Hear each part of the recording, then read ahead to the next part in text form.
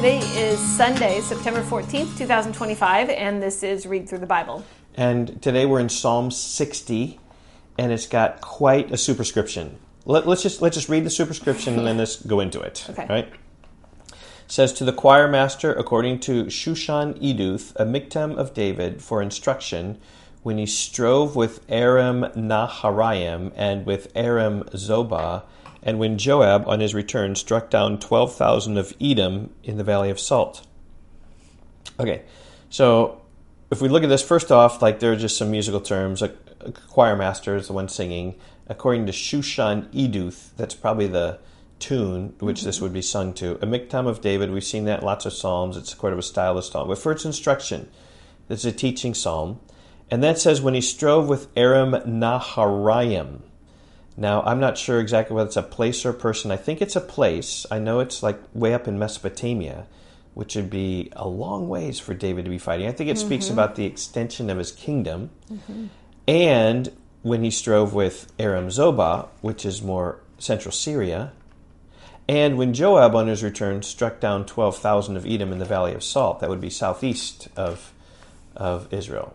Right, like the Dead Sea area? Yep, and beyond the Dead Sea, yep. Okay. And so what we have here is basically, it's sort of a military sort of victory superscription. Joab destroying It seems 12,000. to tie into some things with 2 Samuel 8. Right. Like the 12,000 in the Valley of Salt. Right. Or 18. Yeah, Joab struck down 18,000 in the Valley of Salt in 2 Samuel 8, verse 13. So it's just difficult to understand. However, I think Spurgeon said it well. I'll just read his comments on this. There are some difficulties attendant upon the title of this psalm when it is compared with the contents. We naturally expect, after such an inscription, joy, congratulation, and praise for victory. But the psalmist breaks out into lamentations and bitter complaints. So it looks like it's a victory psalm, but it's actually going to be a psalm of national repentance, sort of like. So maybe there were some victories, but maybe there were some incredible defeats. We just don't really know. Yeah.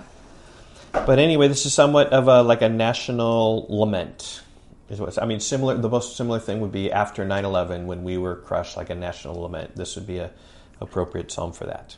So, all right, let's just read the psalm. And it speaks about just God rejecting them, but yet God is sovereign over all things, and really bending and pleading that God will fight the battle for him. It's really difficult to apply on a personal level, though on a corporate level, whenever a national military defeat happens, this would be an appropriate psalm to read.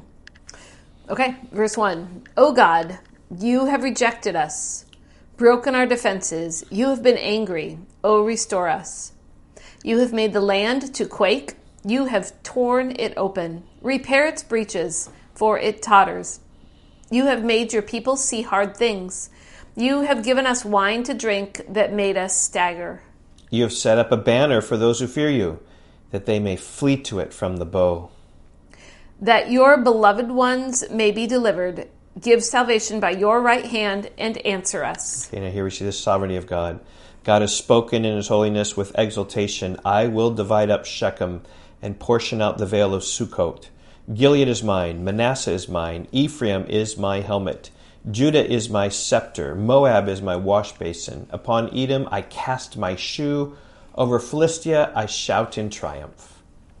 Who will bring me to the fortified city? Who will lead me to Edom? Have you not rejected us, O God? You do not go forth, O God, with our armies. O grant us help against the foe, for vain is the salvation of man.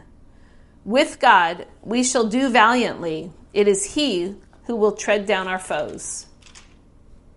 So it's a lament. We've been rejected, but pleading that God, verse 11, would grant us help against the foes.